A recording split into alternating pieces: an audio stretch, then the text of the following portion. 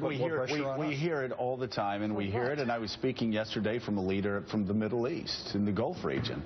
Just said, you know, a year ago we would have followed you. 2 years ago we would have followed you. Now we don't have a partner in the United States. We don't trust you. It echoed what we've been hearing and what you've been hearing for 3-4 years. Why won't this president get, and this isn't about Barack Obama, this is about the one commander-in-chief that the United States of America has at this time of crisis. Why won't he get his hands dirty and start building a coalition? Well, a couple of things. First of all, the most consequential thing he did, in a sense, didn't do in his presidency was Syria. I think the articulation of the red lines, the lack of follow-through is still having reverberations. All that, and the red lines, the use of chemical weapons, still having reverberations. Secondly, I think a big part of his foreign policy is not to overcommit to the Middle East. So I think there's been a reluctance all along about any sort of a large footprint, as he would put it, and all that. Thirdly, assembling a coalition, I will say this, is easier said than done. A lot of the Arab countries are willing to talk a better game than they're willing to play. But Richard, you know, you were there. You saw what George H.W. Bush did in 1991.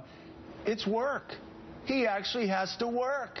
He actually has to invest his reputation. He actually has to break a sweat. He actually has to get uncomfortable. Is this president willing to do that? It's not just a diplomatic effort. We have to be, I think what you essentially have to do is say, if you're willing to do X, Y, and Z, we will do A, B, and C. A lot of people will not stick their necks out and associate with us unless they are confident that we are going to be there in sufficient scale that it's safe to associate with us. It's a little bit of what goes first, but until this administration is willing to make certain scale of commitments, I don't think we're going to get the commitments from the locals. You know, what's fascinating, Mark, is this leader that I spoke with yesterday said, we've never dealt with anybody like him before.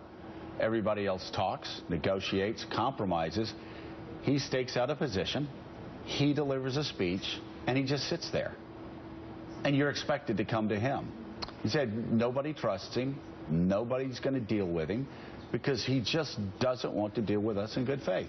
And we've heard that 4-5 years now, from the Middle East especially. What I fantasize about is convening a focus group of world leaders and Democratic and Republican senators and asking them what they think of the president's leadership style, because it's the exact same view.